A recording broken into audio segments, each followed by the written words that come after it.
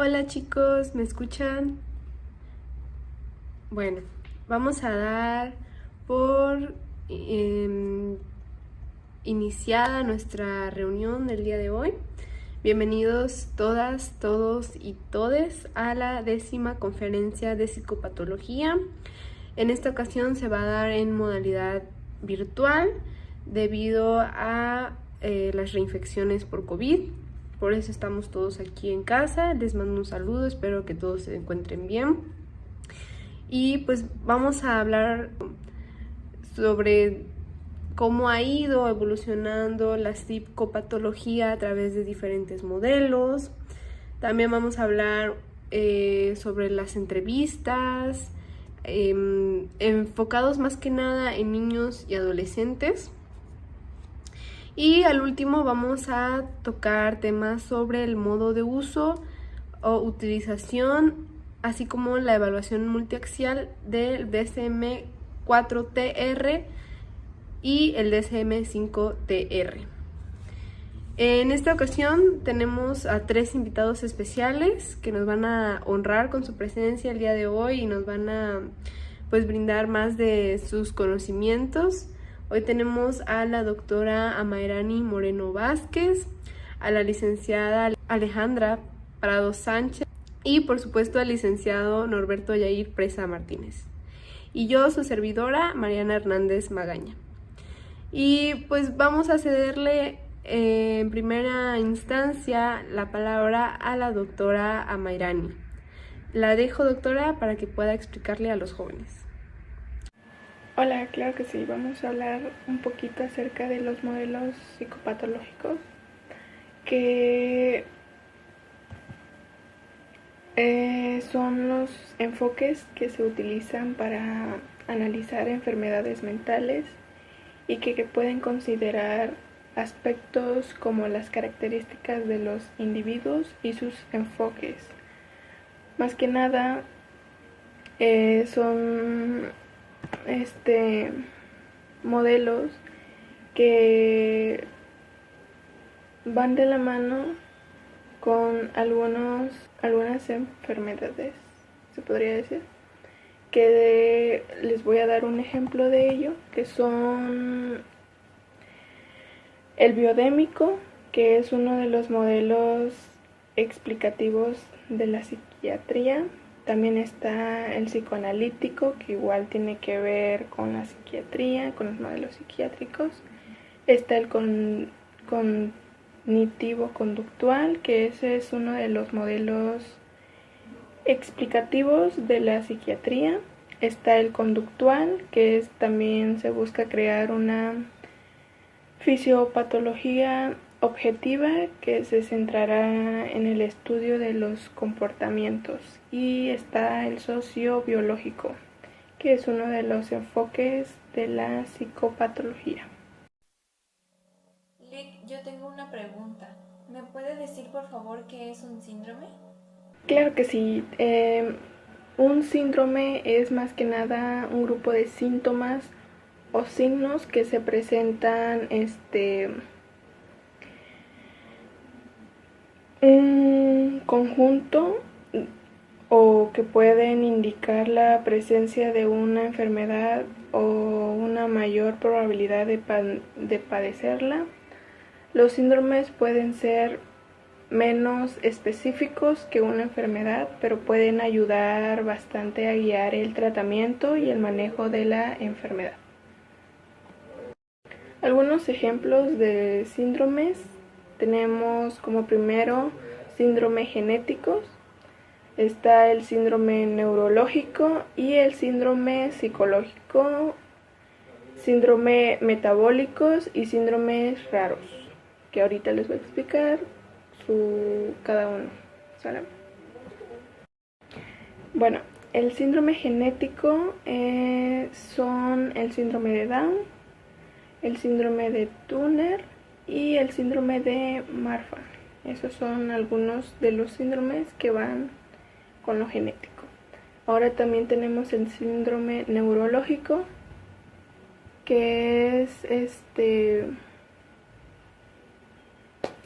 el de Asperger, el Tourette y el Red, que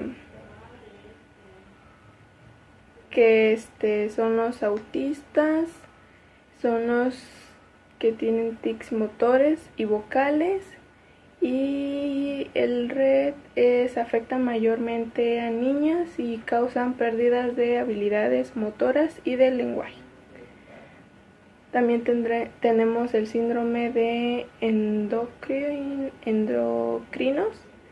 que estos son los de Cauchy, hiperisulinismo y el ovárico, que es el exceso de cortisol, la producción excesiva de insulina, y el otro es desequilibrio hormonal en mujeres.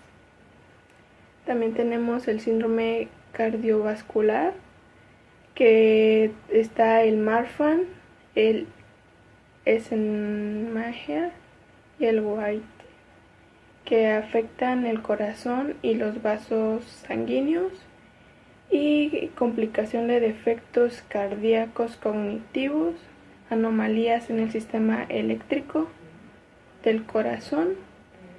También tenemos como siguiente punto el síndrome de inmunológico, que en ese está el CCID,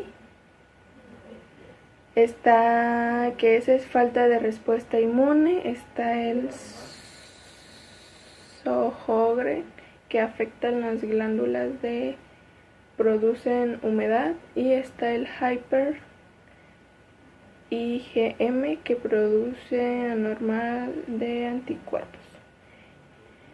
Esos son algunos de los síndromes que podemos encontrar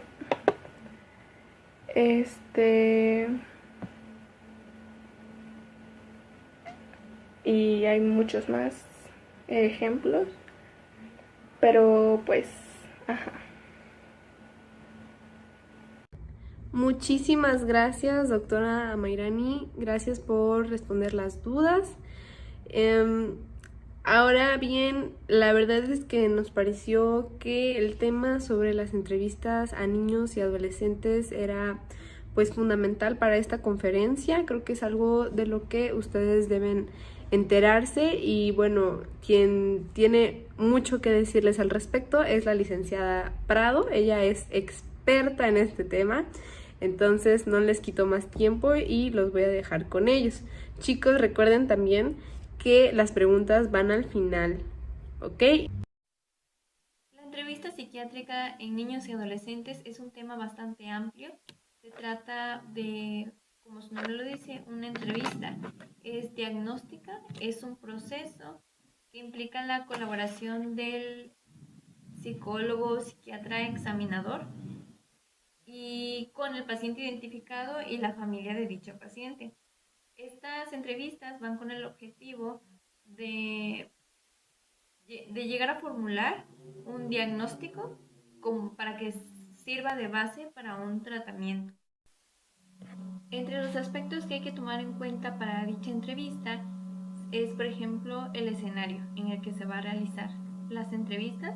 Generalmente, mayormente, es recomendable hacerlo en un espacio de consultorio que esté adaptado apropiadamente a las necesidades del paciente. Como lo es diferente el arreglo de un consultorio para niños que para un adolescente. Y más adelante les voy a comentar un poquito los elementos que debe tener para cada uno. En ciertas ocasiones muy específicas, muy peculiares, se puede llevar a cabo en otro lugar las entrevistas. Puede ser en el hogar de la persona o puede ser en una escuela, pero debe ser un espacio privado donde solamente esté con las personas a las que se va a entrevistar, la familia y el paciente. Pero generalmente sí debe ser lo recomendable es el espacio clínico, en un consultorio.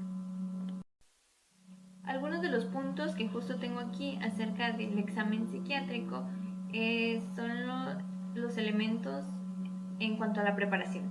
La preparación es muy importante porque en el proceso de la entrevista va a haber ciertos baches, va a haber ciertas limitantes, puede haber evasión o engaño por parte del paciente o incluso por parte de la familia del paciente. Entonces, la preparación es muy importante para tener las técnicas trabajadas y conocidas para poder ir esquivando esos baches e ir llegando directamente al punto específico que se quiere tratar. Pueden haber muchos más elementos saliendo durante el proceso, pero si conocemos las técnicas, si conocemos el proceso justamente con niños o adolescentes, se pueden ir encarrilando los temas hacia el propósito con el que llegaron, el cual era el problema que se quería tratar. Otro de los puntos muy importantes a considerar es que debe haber una comunicación abierta. Puede haber circunstancias de emergencia y el rol que los padres estén influyendo en ese momento. En las primeras partes de la entrevista, los padres van a tener un rol importante porque de ellos vamos a sacar la mayoría de la información, sobre todo cuando es con niños. Cuando hablamos con un adolescente, ellos nos pueden dar mucha información, pero los padres siguen siendo un punto de referencia. Como decía específicamente en niños, los padres son nuestra fuente de información y por lo tanto necesitamos esa comunicación abierta con ellos para que seamos capaces de preguntar sin pena, sin miedo, y ellos sean capaces de respondernos de la forma más real posible los aspectos que ellos notan diferente, que ellos notan raro o que crean de especial relevancia con el paciente niño o niña.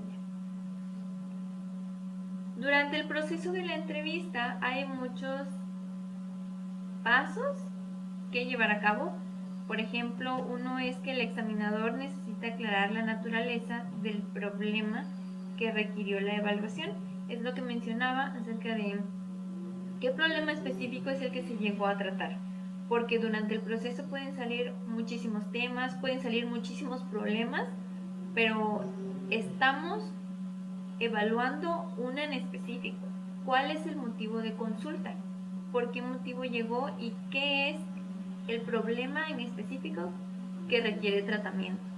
Entonces, como entrevistador, se debe saber filtrar la información que se nos va dando por parte de los entrevistados para poder encauzar el camino hacia el problema principal.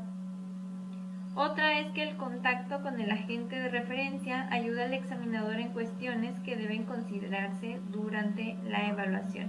Esto hablábamos que los padres son nuestra referencia, o pueden no ser los padres, su tutor, si está el niño o niña está a cargo de sus tíos o de sus abuelos. Padres o tutores son nuestra mayor fuente de información, por lo que son indispensables en el proceso inicial de la entrevista. Ellos nos van a proporcionar información necesaria que necesitamos para la evaluación. Por lo tanto, es importante incluirlos muchísimo en las preguntas que vamos a ir haciendo.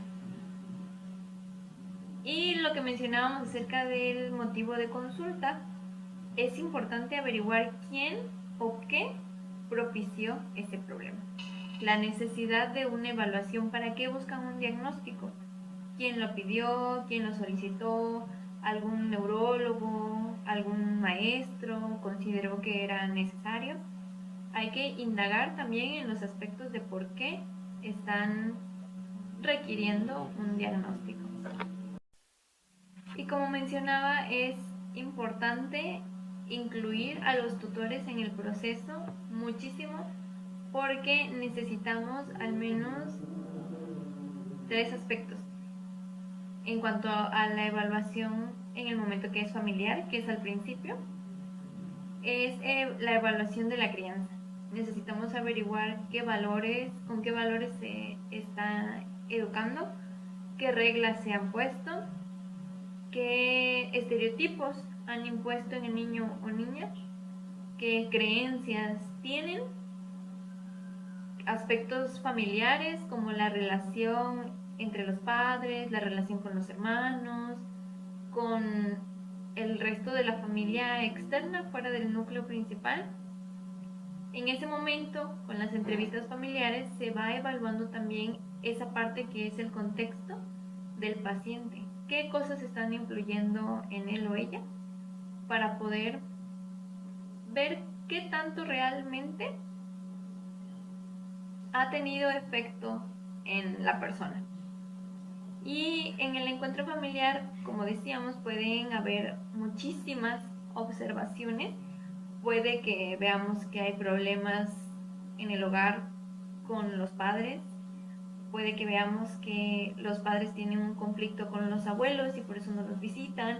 O que dentro del hogar los padres tienen o muchos problemas con el hermano o hermana del paciente, ¿no? Entonces van a ir saliendo muchas cosas, muchas observaciones, pero hay que tener cuidado para poder ir, como decíamos, filtrando la información para llevar de nuevo el tema de conversación hacia el paciente, hacia el motivo, porque lo que estamos haciendo en esta primera parte es indagar sobre el motivo de consulta y crearnos como una idea del contexto del paciente.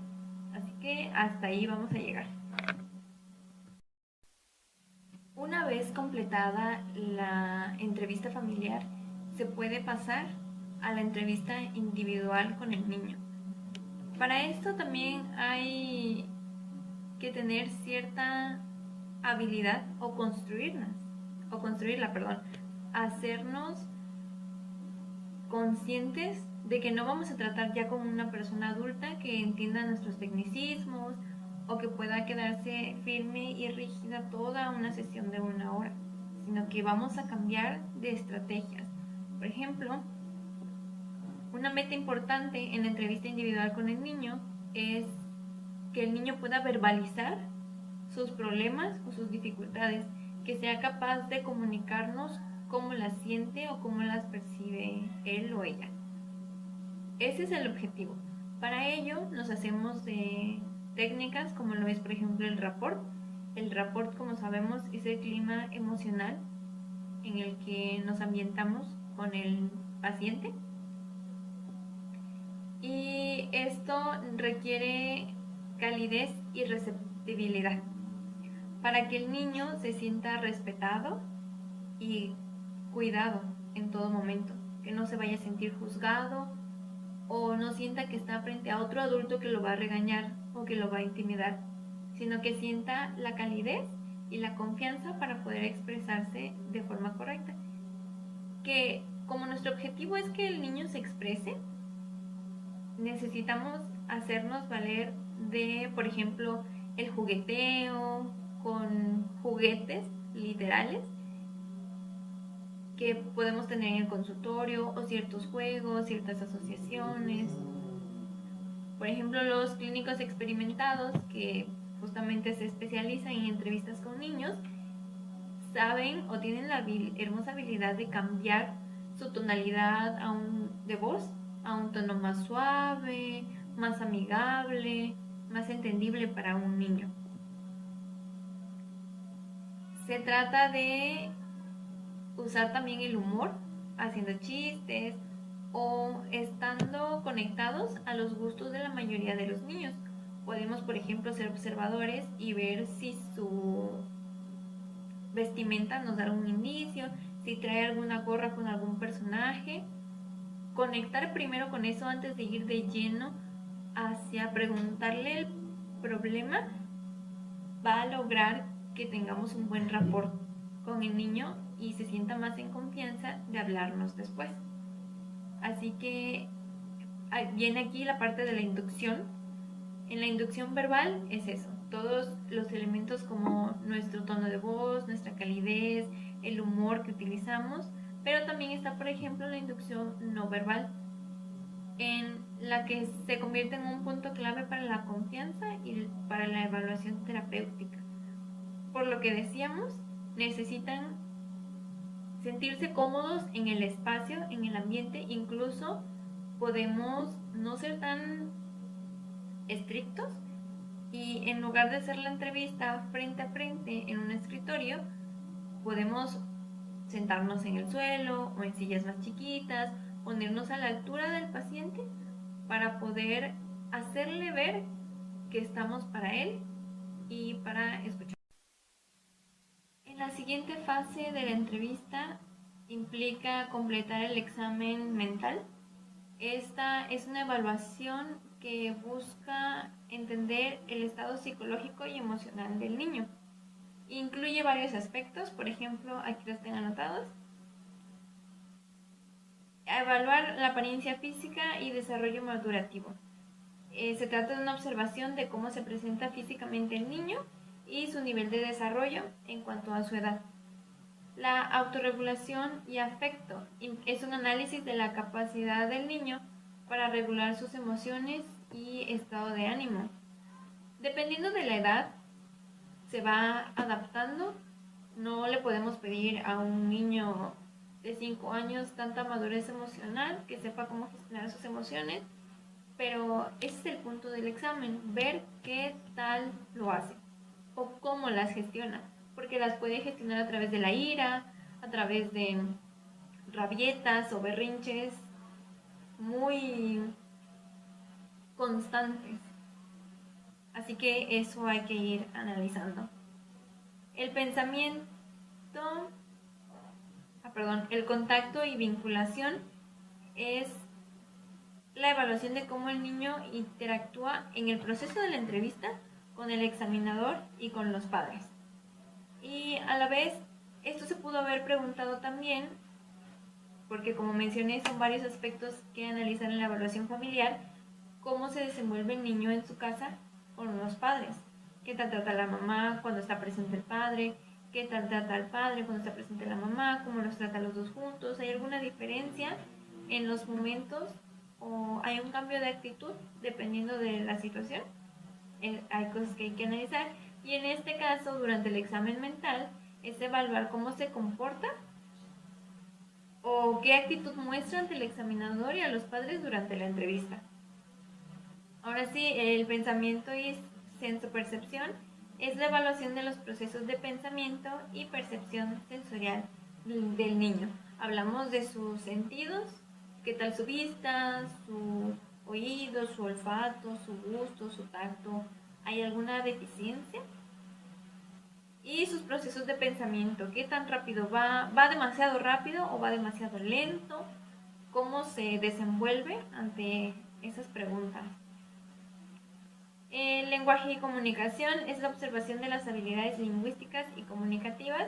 Como sabemos, a algunos niños pues les cuesta un poquito más de trabajo hablar o expresarse pues como lo hace un adulto, ¿no? Pero hay que ver a qué se deben esas deficiencias. Si a la mala enseñanza del lenguaje o a la falta de ella, o es un problema físico como en la lengua, o si simplemente va en un proceso más lento de aprendizaje. El nivel cognitivo y la adaptación es cómo se adapta en entornos familiares, escolares y sociales. En sociales puede ser cuando vaya a cursos, cuando vaya de paseo, vayan de vacaciones, cómo se adapta y cómo se comporta en cada uno de esos aspectos de su vida. Y por último, el control de esfínteres, alimentación y sueño. Es la revisión de hábitos básicos, como es justamente el control de esfínteres, qué tan buena es su alimentación, qué tanto come, qué cosas se ha negado a comer, qué tal son sus hábitos del sueño, duerme las horas que debe dormir, por qué no duerme las horas que debe si es que no las está cumpliendo. Y eso es algo que hay que preguntar también con los padres. Esta evaluación incluye mucha de la fuente de información que recabamos con los padres al proceso inicial de la entrevista. Así que hay que tomarlos muy en cuenta a la hora de hacer el examen general mental. ¿Para qué nos sirve este examen?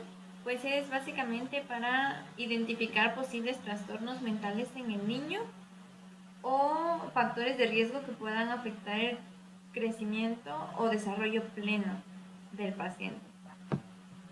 Para el final de este examen mental, el examinador hace una exploración en la memoria del niño y en la orientación y demás.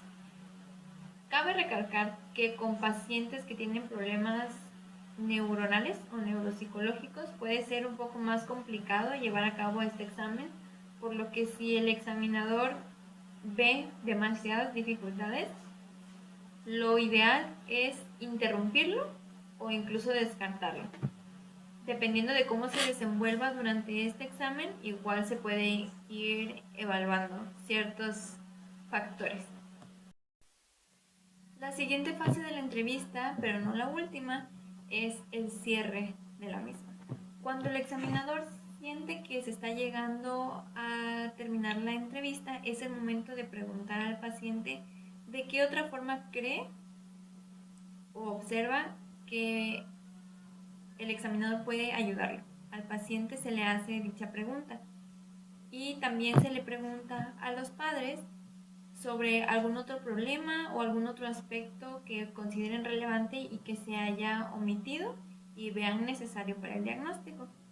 Debido a la tensión que se presenta frecuentemente entre los padres y el niño, el entrevistador debe ser muy cuidadoso a la hora de dar ciertos aspectos de los resultados. No apresurarse a darse un diagnóstico porque la información que recién ha recolectado puede estar incompleta o puede estar distorsionada. Ahora sí, la siguiente fase es de la interpretación. Aquí, después de haber evaluado, después de haber recolectado la información, el examinador le comunica a los padres y al paciente sus impresiones clínicas en cuanto a la evaluación y a su vez las recomendaciones en cuanto al tratamiento que hay que seguir. Durante este momento el examinador debe seguir teniendo un buen rapport, manteniendo una actitud no crítica, no juzgadora, más bien ni negativa, más bien darle a la familia un sentido de esperanza y de apoyo, junto a la empatía necesaria para poder atender las respuestas que produzcan pues el que se le haya comunicado el resultado a la familia. Hasta este momento el examinador no deja de observar, sino que incluso ahora, después de dar el diagnóstico o las primeras impresiones de este, se siguen haciendo observaciones en cuanto a la reacción de los padres, de la familia, para poder identificar si durante el proceso de tratamiento va a haber dificultades o va a haber ciertas limitaciones a la hora de ir avanzando y ver cuáles son para poder tratarlas con la familia también. En cuanto a los tipos de entrevistas, tenemos dos, la estructurada y la no estructurada. En lo personal, recomiendo la no estructurada porque permite al examinador tener más flexibilidad en cuanto a la forma de desenvolverse durante la entrevista. Le permite adaptarse a las reacciones del niño, a los temas que vayan surgiendo. Sin embargo, ambas tienen limitaciones. La no estructurada en general deja áreas muy grandes sin abarcar o temas sin explorar. En cuanto a las entrevistas estructuradas, estas buscan una recopilación de información más sistemática y una alta confiabilidad en el examen psicológico y mental, pero igual que la anterior tiene sus limitaciones.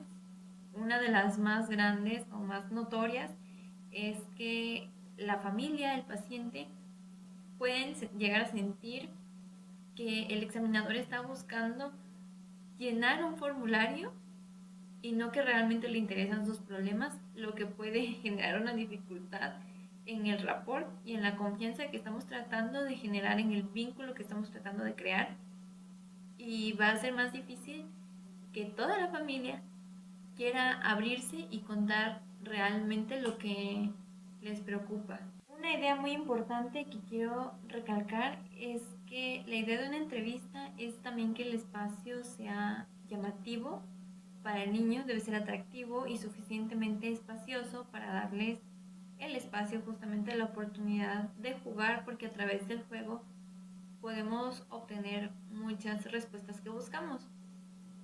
debe haber una variedad de juguetes y materiales a disposición del niño.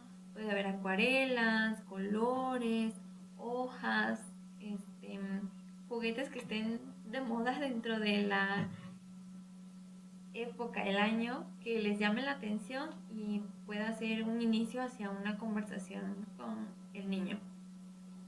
También durante todo este proceso es muy importante que se tome en cuenta que un niño es una persona también, tiene opiniones y es capaz de comunicarse, por lo que el examinador debe ser capaz de no hablarle de forma tan infantil que sienta que lo estamos menospreciando, sino más bien incluirlo en la conversación, hacerle preguntas simples pero con estrategia. Y en caso de que el niño o niña tenga un problema en específico, no hay que tener miedo de que no nos vaya a entender o de que no se vaya a saber explicar, sino que hay que preguntárselo directamente con la tonalidad correcta, con la amabilidad correcta. También el entrevistador debe ser sensible justamente a la sensibilidad del paciente, de qué tan incómoda le pueda resultar esta experiencia nueva, este espacio nuevo. Quizás un niño cuando entra a un consultorio lo vea muy parecido a dirección escolar y sienta que lo van a regañar. Entonces es importante que como examinador uno sea empático y que vea las cosas desde la perspectiva del niño o niña.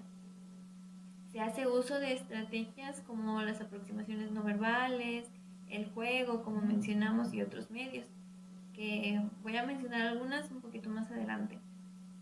Otra estrategia muy importante de comunicación es el formular preguntas. No se deben formular las preguntas que sus respuestas vayan dirigidas hacia un sí o un no, sino que hay que expandirlo, hay que tener un poquito de creatividad y de técnica también. Esto es mucha técnica y con el paso del tiempo y la experiencia se va formando. Hay que formular las preguntas de forma que la respuesta no pueda terminarse con un sí o un no o un no sé o un tal vez, sino que tenga la capacidad del niño de expandir lo que está diciendo y extienda el contenido de lo que nos está platicando. Y también hay que usar términos simples. No podemos hablar con un niño como hablamos con un adulto, con tecnicismos. Incluso con un adulto no podemos hablar de tecnicismos psicológicos. Entonces hay que adaptar nuestra forma de hablar, hay que adaptar nuestra forma de comunicarnos con el niño y tener en cuenta que necesitamos términos simples y apropiados para que los niños nos entiendan, pero sin menospreciarlos y sin dejarlos fuera de la conversación. Hay que incluirlos en el proceso y que sea un paciente activo para que pueda darnos más información acerca de su problema o acerca de lo que le molesta, y a la vez nosotros también nos sirve para poder ir evaluando. Tratar con niños impulsivos también es importante un esclarecimiento, un establecimiento también de los límites y estar alerta ante cualquier altercado, sentido de emergencia, que veamos señales que va a ocurrir en el niño. Otra de las técnicas que se puede utilizar con niños para poder recabar la información son las entrevistas mediante el desplazamiento. Estas tienen, o su proceso es que el niño sea capaz o se sienta más cómodo hablando de un personaje. O sea, vamos a desplazar, no estamos preguntándole directamente al niño, pero somos capaces de crear una historia con un personaje y que el niño la vaya creando para que de esa manera se sienta más cómodo hablando de un personaje y no de sí mismo. Y durante este juego, durante este proceso, porque es un tipo de entrevista también, aunque el niño no lo sepa, pueden ir saliendo aspectos relacionados a su vida, relacionados a su problema, su dinámica familiar, que no nos haya querido decir directamente, pero que sí son capaces de interpretarse mediante la historia que el niño va formulando en este desplazamiento. Todas estas factores, todas estas técnicas han sido más allegadas a una entrevista con niños, pero también existen estrategias específicas para evaluar adolescentes. Una de ellas, por ejemplo, es aclarar el papel extraño del examinador. El siguiente es analizar la situación para el paciente, buscar oportunidades para crear empatía, ofrecer ayuda inmediata al paciente. Y aquí pues todo forma parte del rapport. El proceso inicial es lo mismo prácticamente que con los niños. Lo que aquí se cambia son las estrategias, las técnicas. Una de ellas, por ejemplo, es el intercambiar roles con el paciente. El examinador llega y le dice que él, como adolescente, será ahora el psicólogo o el entrevistador. Y el examinador se va a comportar como el paciente, como él, como un adolescente.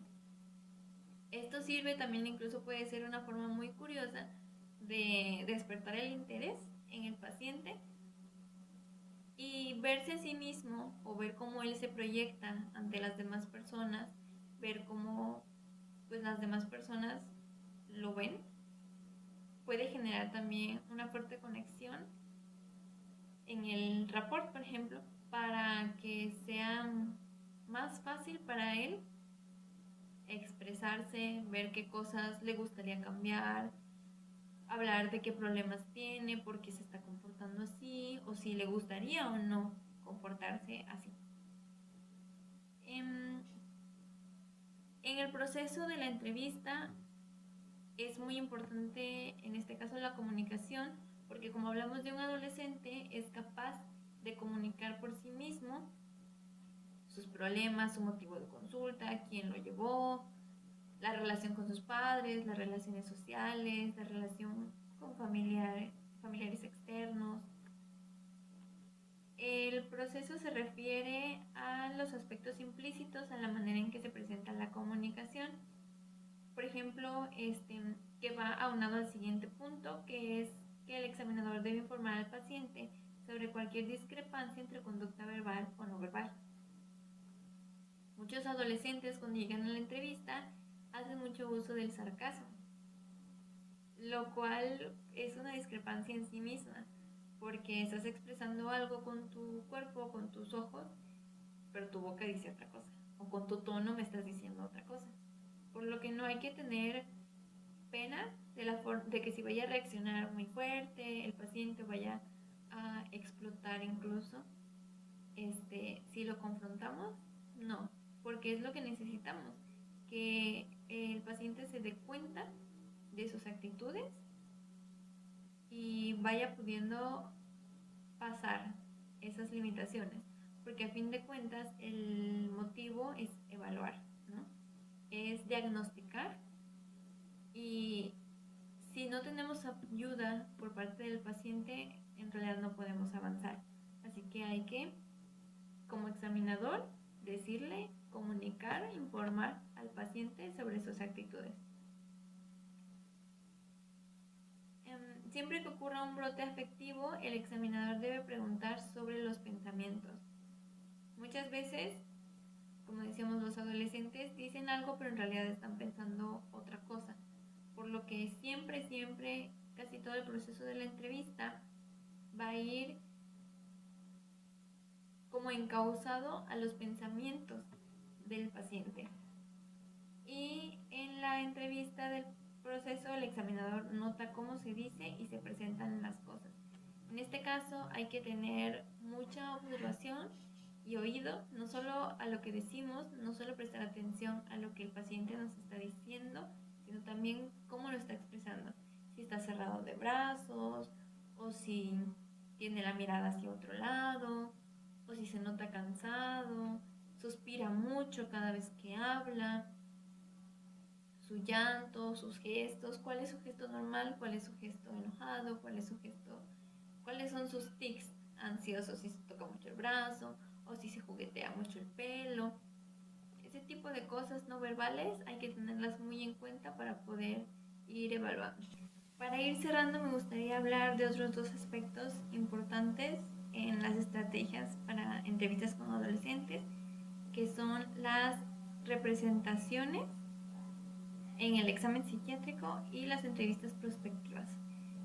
Las representaciones se refieren a las formas en las que los adolescentes expresan y comunican sus pensamientos, sentimientos y experiencias durante la evaluación.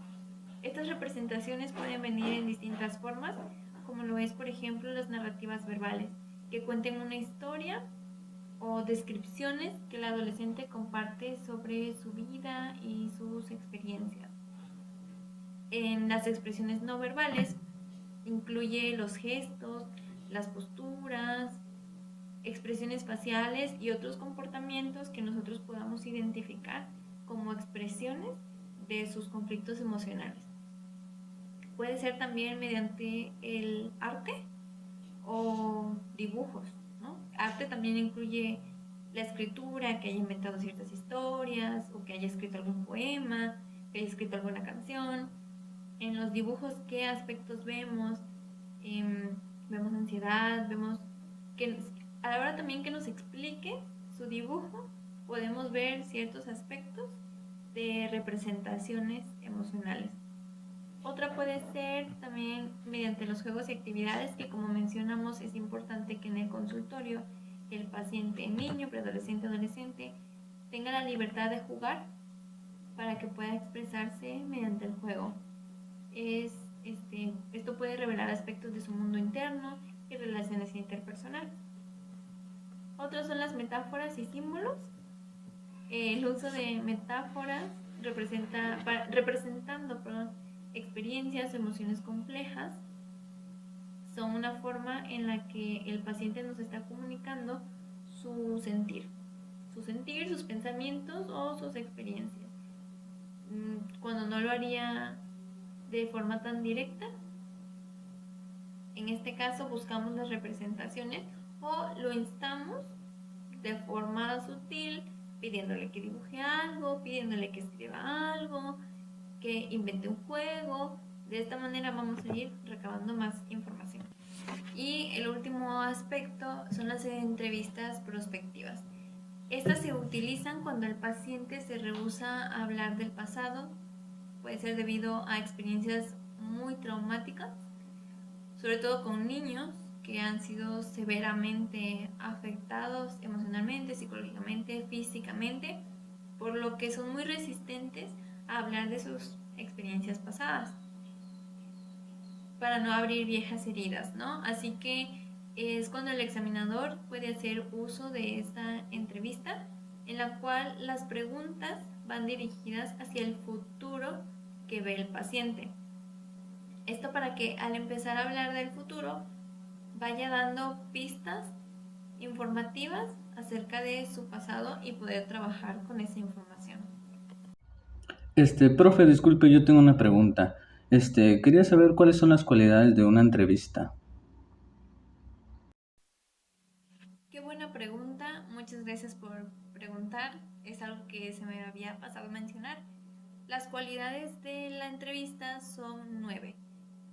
Si me permiten, las voy a ir mencionando una por una.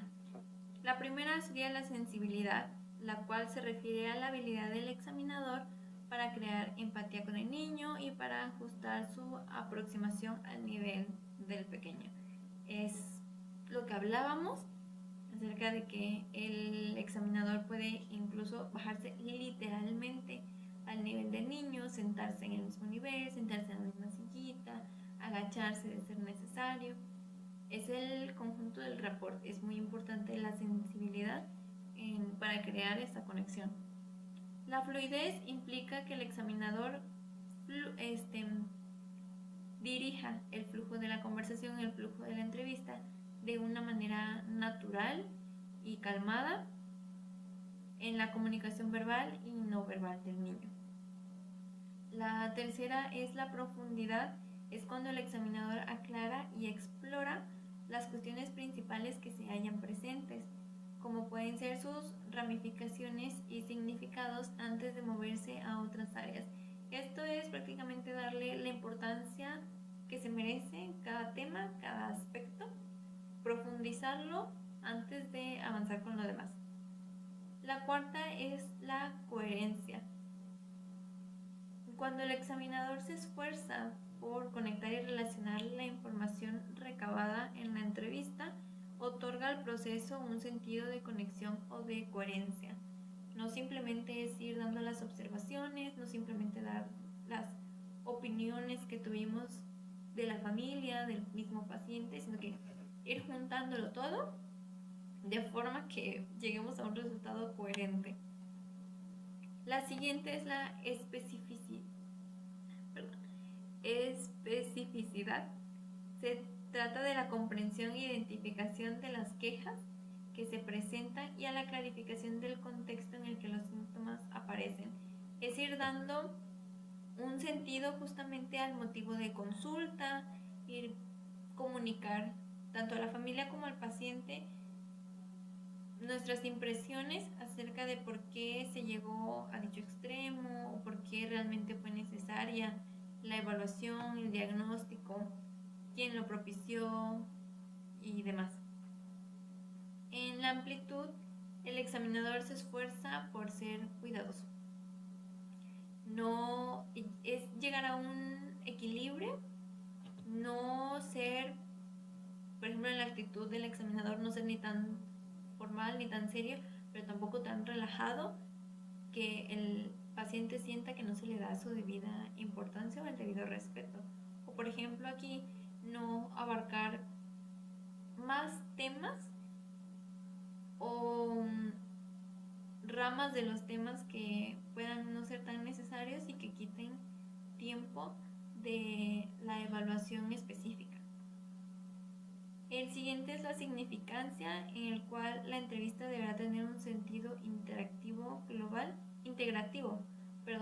que es justamente una parte lo mencioné, que hay que hacer al niño, al paciente, al adolescente un paciente activo, que participe en la conversación, que pueda expresarse libremente, que pueda jugar con los materiales, que pueda desenvolverse en el consultorio de forma común con el entrevistador, pero también poniendo límites. En la versatilidad, esta se refiere a la habilidad del examinador para detectar y aislar diversas formas de disfunciones familiares e infantiles. Sabemos que el principal paciente pues es el niño o el adolescente. Sin embargo, la versatilidad implica, como ya lo mencionaba aquí, detectar los diversos problemas familiares o situaciones o disfunciones que se presenten durante el proceso en el que vamos conociendo la interacción familiar, pero también implica en esta versatilidad el aislar estas disfunciones que no tengan que ver directamente con el paciente, ¿no? Sino que sean individuales de sus padres o entre padres y hermanos o entre padres y tíos, sino siendo concisos en el hecho de cuál es el motivo específico o lo específico que afecta al paciente. Si no lo afecta directamente, entonces podemos aislarlo. Es esta capacidad. Y la última, la 9, es la eficiencia, en el que el examinador debe mantener un ritmo diligente en el proceso de recabar información diagnóstica. Vimos que habían dos maneras, con la entrevista estructurada y no estructurada, que ambas tienen limitaciones, pero ambas cumplen su función. No toda la recopilación de información debe ser sistemática y muy estructurada, pero a final de cuentas es el propósito, ¿no? Recabar la información para poder tener una confiabilidad mayor a la hora de diagnosticar y a la hora de evaluar. Así que pues esos serían los últimos elementos del proceso de entrevista con niños y adolescentes. Muchas gracias por el espacio y eso sería todo. Muchísimas gracias, licenciada. Chicos, por favor les recuerdo que mantengan sus cámaras encendidas, por favor, aunque estemos en modalidad en línea. Tenemos responsabilidades, por favor. Si no quieren, si quieren tomarse un break, está bien, pueden salirse y después volverse a unir. Pero por favor, pongan atención, ¿ok? Ahora vamos a pasar a un tema un poco más técnico, por así decirlo, teórico también, y es sobre la utilización del DSM-5-TR. ¿Qué significa TR? Que es un texto revisado. Y en este tema, nuestro compañero, colega Norberto Yair Presa Martínez es un expertazo, entonces por favor presten atención y escuchemos qué tiene que decir. Por favor, licenciado. Hola chicos, ¿qué tal? ¿Cómo están? Mi nombre es Norberto Yair Presa Martínez y hoy vamos a hablar de cómo se utiliza el DSM-5-TR. El DSM-5-TR es una herramienta ampliamente utilizada por profesionales de la salud mental para diagnosticar trastornos psiquiátricos. Esta edición del manual actualizada del DSM-5 original, publicado en 2013, incluye revisiones importantes de los criterios diagnósticos, nuevos términos y un enfoque a la investigación y los cambios en el entendimiento de los trastornos mentales. Ahora, ¿cuál es el propósito del DSM-5-TR? Su propósito es que sirve como un guía estandarizada para identificar y diagnosticar trastornos mentales que ayuda a los psiquiatras, psicólogos clínicos, consejeros y otros profesionales de la salud. Unos ejemplos serían a realizar diagnósticos precisos al proporcionar con criterios claros para cada trastorno mental. El DSM-5-TR permite la identificación uniforme de síntomas clave. Facilitar la comunicación. Los diagnósticos proporcionan un lenguaje común que facilita el entendimiento entre profesionales, asegurando que todos hablen sobre los mismos conceptos al describir trastornos mentales. También sirve para guiar el tratamiento. Aunque el DSM no prescribe tratamientos específicos, el diagnóstico correcto permite seleccionar las intervenciones terapéuticas y farmacológicas más adecuadas. ¿Cuál es la estructura del DSM-5-TR? El manual está organizado en secciones que agrupan trastornos mentales de manera lógica según los síntomas predominantes y sus características. Algunas de las categorías principales incluyen trastornos del neurodesarrollo, que estos incluyen diagnósticos como el trastorno del espectro autista y el trastorno por déficit de atención e hiperactividad. Trastornos depresivos. Aquí se encuentran diagnósticos como el trastorno de depresión mayor y la distimia. Trastornos de ansiedad. Incluye el trastorno de ansiedad generalizada, fobias específicas y el trastorno de pánico. También están los trastornos psicóticos, que como ya saben, incluye la esquizofrenia y trastornos del espectro psicótico. Trastornos de alimentación y la ingesta de alimentos, que incluyen la anorexia nerviosa y la bulimia.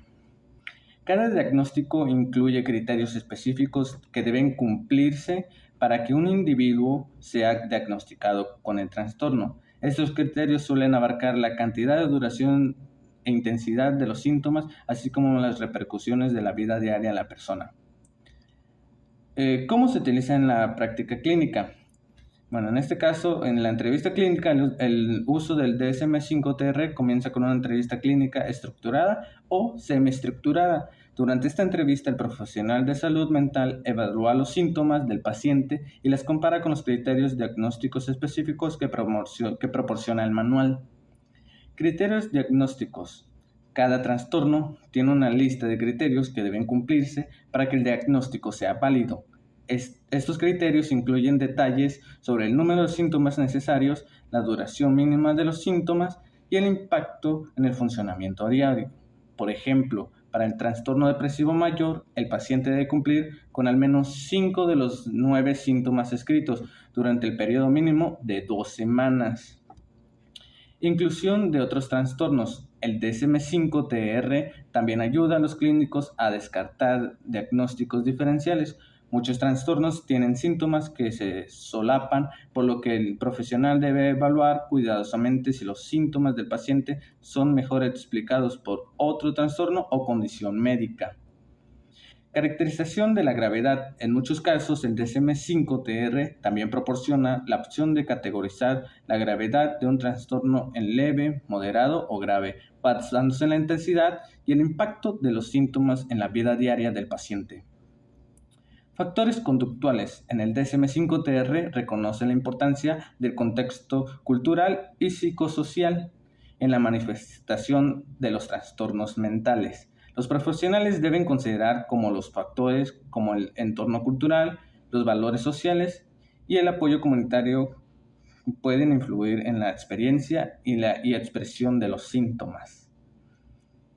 Diagnósticos múltiples. En muchos casos, los pacientes pueden cumplir con los criterios para más de un trastorno. El DSM-5-TR permite el diagnóstico de trastornos comorbidos, es decir, que coexisten en un mismo paciente. Por ejemplo, una persona podría ser diagnosticada con trastorno de ansiedad generalizada y trastorno depresivo mayor al mismo tiempo. Actualizaciones del DSM-5-TR respecto a la versión original del DSM-5. En este caso, sus actualizaciones son revisión de términos y descripciones. Algunos términos han sido actualizados para reflejar el lenguaje más preciso y menos estigmatizante. Inclusión de trastornos adicionales. Se han añadido o revisado ciertos trastornos en función de nueva evidencia científica. Énfasis en el impacto cultural. El DSM-5-TR amplía las guías sobre cómo evaluar la influencia de la cultura en la presentación de los síntomas y el diagnóstico. Actualizaciones de datos epidemiológicos. La revisión del texto incluye nuevos datos sobre la prevalencia y los factores de riesgo de varios trastornos basados en investigaciones recientes. Limitaciones y controversias. El DSM-5-TR no está exento de críticas. Algunas de las preocupaciones incluyen excesiva medicalización, que es, algunos argumentan que el manual tiene a etiquetar como trastornos mentales una amplia gama de comportamientos y emociones normales, lo que podría llevar a la medicalización innecesaria. También la subjetividad en el diagnóstico.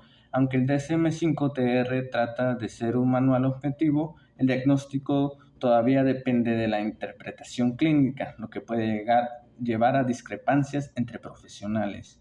Influencia de factores no clínicos. Algunos críticos sugieren que la creación del DSM ha sido influenciada por la industria farmacéutica, con un enfoque en trastornos que pueden ser tratados con medicación. Bueno, en resumen, el DSM-5-TR es una herramienta fundamental en el diagnóstico de los trastornos mentales, proporcionando criterios diagnósticos claros y estandarizados, aunque ha sido objeto de revisión y actualización para reflejar mejor los avances de la ciencia. Sigue siendo objeto de debate en cuanto a su uso y limitaciones. Bueno, eso es todo de mi parte. Si tienen alguna pregunta, alcen la mano. Doctor, yo sí tengo una duda. Me gustaría que me contestara. Me surgió ahorita que estaba hablando sobre los criterios y todo eso. ¿Cuál sería la diferencia entonces entre el DSM-5-TR y el DSM-4-TR? Me gustaría saber, si puedo, por favor. Bueno, respondiendo a tu pregunta de cuál es la diferencia entre el DSM-5 y el DSM-4, es que, aunque comparten el mismo propósito de estandarizar el diagnóstico de los trastornos mentales, existen varias diferencias importantes entre ambas ediciones, en particular en la forma en que se estructuran los trastornos y los criterios diagnósticos. Como primer punto tenemos el enfoque multiaxial en el DSM-4 y el abandono del multiaxial en el DSM-5. En el DSM-4 usaba un sistema multiaxial para el diagnóstico. Este sistema dividía el diagnóstico en 5 ejes, que es el eje 1, trastornos clínicos, eje 2, trastorno de personalidad y retraso mental, el eje 3, condiciones médicas generales que podrían influir en el diagnóstico, Eje 4, factores psicosociales y ambientales. El eje 5, evaluación global del funcionamiento. En el DSM-5, el sistema multiaxial fue eliminado. En su lugar, el DSM-5 unifica el diagnóstico de los trastornos mentales en un solo sistema, donde ya no se divide en ejes. Esto refleja la idea de las condiciones psiquiátricas, médicas y psicosociales deben ser consideradas de manera integral sin categorizarlas en diferentes niveles. Como segundo punto, tenemos el cambio de categorización de los trastornos. En el DSM-4 estaba más orientado a una categorización estricta y dividida en trastornos en distintas categorías separadas. En el DSM-5 introduce una visión más dimensional de los trastornos, es decir, reconoce que muchos trastornos se presentan en un conjunto de gravedad o síntomas, en su lugar de ser entidades complejamente separadas. Como tercer punto, tenemos nuevas categorías y trastornos. En el DSM-5 introduce varias nuevas categorías de trastornos modificadas, algunas categorías existentes, que es el trastorno de aspecto autista. En el DSM-4 el autismo estaba separado de otros trastornos del desarrollo. En el DSM-5 estos diagnósticos se agrupaban bajo el término trastorno de aspecto autista, para reflejar la variabilidad de la gravedad de los síntomas dentro de un espectro. Otro punto es el trastorno de estrés postraumático. Se movió a una nueva categoría de trastornos relacionados con traumas y factores de estrés, separándose de los trastornos de ansiedad, trastornos de neurodesarrollo. El DSM-5 también agrupa varios trastornos del desarrollo infantil bajo esta nueva categoría. Trastornos de adicción y su uso de sustancias. Se eliminan las distinciones rígidas entre abuso y dependencia en favor del término más inclusivo trastornos por su uso de sustancias, que se evalúa según la gravedad leve, moderada y grave. Trastornos eliminados o modificados. En el DSM-5, algunos diagnósticos del DSM-4 fueron eliminados o modificados. Por ejemplo, el trastorno de Asperger, que, como se mencionó, este trastorno fue eliminado y se integró en el espectro del autismo. Trastorno disociativo de la personalidad múltiple cambió de nombre a trastorno de identidad disociativa en el DSM-5, aunque el cambio de nombre ya estaba presente en el DSM-4-TR. Trastornos somatomorfos se modificaron significativamente y se reemplazaron por el trastorno de síntomas somáticos y trastornos relacionados. Cambios en el criterio el siguiente punto es cambios en los criterios diagnósticos. En el DSM-5, en varios trastornos los criterios diagnósticos se ajustaron. Por ejemplo, en el trastorno depresivo mayor, en el DSM-4 existía un criterio de inclusión conocido como el criterio del duelo, que indicaba que los síntomas depresivos aparecían tras la muerte de su ser querido, no se consideraban un trastorno depresivo. En el DSM-5 eliminó este criterio, reconociendo que el duelo puede desencadenar episodios depresivos clínicamente significativos que merecen atención. El TDAH, que es el trastorno por déficit de atención e hiperactividad, se modificaron los criterios para reflejar mejor la persistencia del trastorno en adultos, además de niños, y se cambió la edad de inicio de síntomas antes de los 12 años. En el DSM-4 era antes de los 7 años. Otro punto es el mayor enfoque en factores culturales y de desarrollo. En el DSM-5 pone un énfasis mayor de los factores culturales y de desarrollo en los trastornos mentales. Se anima a los profesionales a tener en cuenta cómo las creencias culturales y los valores y las normas sociales pueden influir en la presentación de los síntomas y el diagnóstico. En el DSM-5 incluye una herramienta llamada la entrevista cultural, que ayuda a los clínicos a considerar estos factores. El siguiente punto es el mayor reconocimiento de trastornos a lo largo de la vida. En el DSM-5 adopta un enfoque más basado en el ciclo vital, reconociendo que los trastornos mentales pueden manifestarse de manera diferente a lo largo de la vida, desde la infancia hasta la vejez, Esto se refleja en la descripción de los trastornos, que ahora incluyen información sobre cómo los síntomas pueden cambiar con la edad. El siguiente punto es en cambios en la terminología. En el DSM-5, algunos términos fueron actualizados para evitar el estigma o ser más precisos. Por ejemplo, el término retraso mental, utilizado en el DSM-4, fue reemplazado por discapacidad intelectual. En el DSM-5, un término más neutral y menos peyorativo. Espero haya aclarado tu duda, y si es así, gracias por su atención. Muy bien, les agradezco a todos, gracias. Bueno, vamos a continuar con los tópicos, y como les dije en un principio, vamos a tomar el tema de la evaluación multiaxial. Hay que recordar que nosotros llamamos al sujeto, a los individuos se les dicen sujetos porque ciertamente están sometidos a una sociedad, a una cultura, al contexto, el entorno en el cual estos se están desarrollando. Por lo tanto, el ser humano no es un ser aparte, existen elementos del entorno que influyen en la construcción de su personalidad, de su comportamiento, claramente, entre otros. Esto es lo que plantea de forma general la evaluación multiaxial del DSM-4-TR. Entonces yo les voy a presentar un poco y vamos a profundizar un poco más sobre este tema. Al final, recuerden, pueden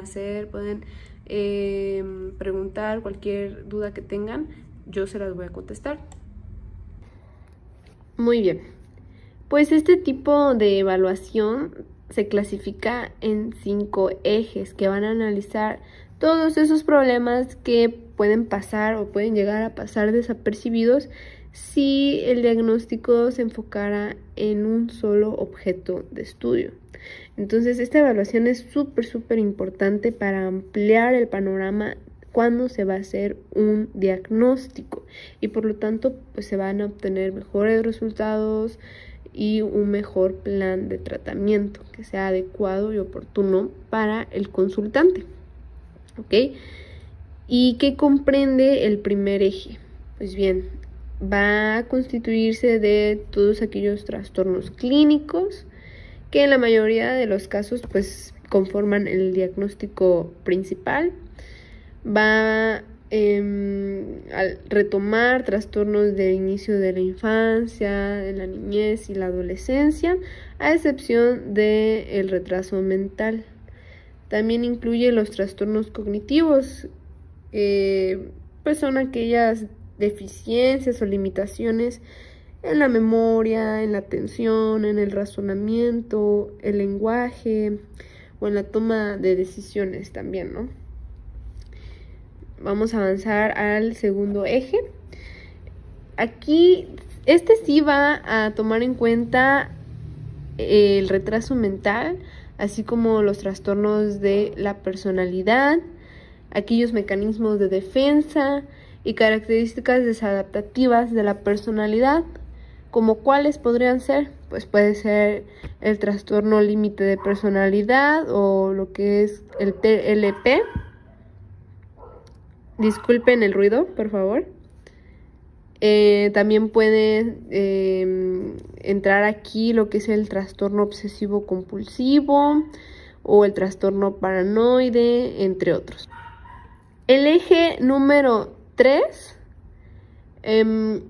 pues va a abordar aquellas enfermedades que sean actuales y relevantes para la comprensión del trastorno mental del sujeto.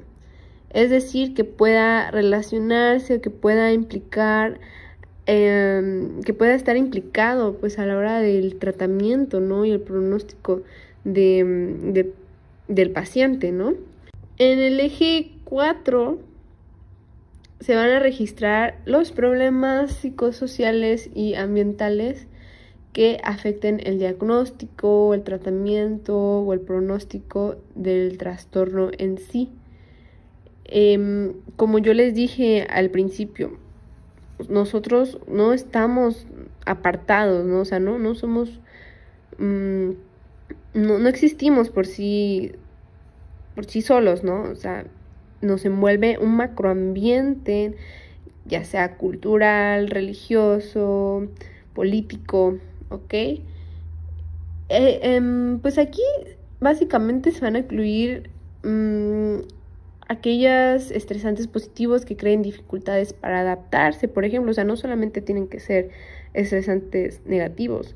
O sea, puede ser que, no sé, a Merengano le dieron un ascenso a su trabajo, pero pues va a tener que reorganizar su horario y pues eso le esté causando una dificultad para adaptarse. Pero principalmente, o sea, una condición de esto es que estos, digamos, signos estén presentes durante el año anterior a la evaluación actual. Y particularmente vamos a clasificar los problemas relativos al grupo primario de apoyo, es decir, la familia. Los problemas del ambiente social también, pues como lo son los amigos, los choques culturales, ciclos de la vida, como los duelos, problemas relativos a la enseñanza y también al trabajo. También podrían entrar aquí lo que son los problemas económicos. Sí, también pueden entrar. Y por último, el último eje va a realizar una evaluación a través de la escala de evaluación de la actividad global, o EEAG por sus siglas, con la finalidad de verificar la incapacidad social y laboral en la evolución del plan de tratamiento, que sean pues independientes a alteraciones físicas o ambientales, ¿no? Pues básicamente sería eso, chicos. No sé si alguien tiene alguna duda en particular. Te contesto la duda. Pues, ¿qué es el diagnóstico principal? Básicamente, en pocas palabras, es el motivo de consulta. Va a ser el por qué nuestro paciente ingresó en primer lugar. Puede ser pues un conjunto de síntomas que se consideran pues la causa principal, o que después de un proceso de evaluación, pues, y siguiendo los criterios que ya vimos anteriormente, pues se establezca como la causa de ingreso, ¿no? O sea, puede ser por un examen médico, físico o psicológico también. Es eso, ¿no? El motivo por el cual un paciente va a buscarnos. Espero haber contestado tu duda y bueno, con esto vamos a cerrar. Bueno, les agradezco a todos inmensamente por haber prestado atención. Ya saben, si tienen más dudas pueden consultar a cualquiera de los participantes, a los doctores, licenciados. Ellos son muy amables, seguramente van a estar encantados de contestar sus dudas. Y bueno, muchísimas gracias por formar parte de la 10ª conferencia de psicopatología. Nos estaremos viendo, chicos, en la escuela. Cuídense, mucho gusto. Hasta luego.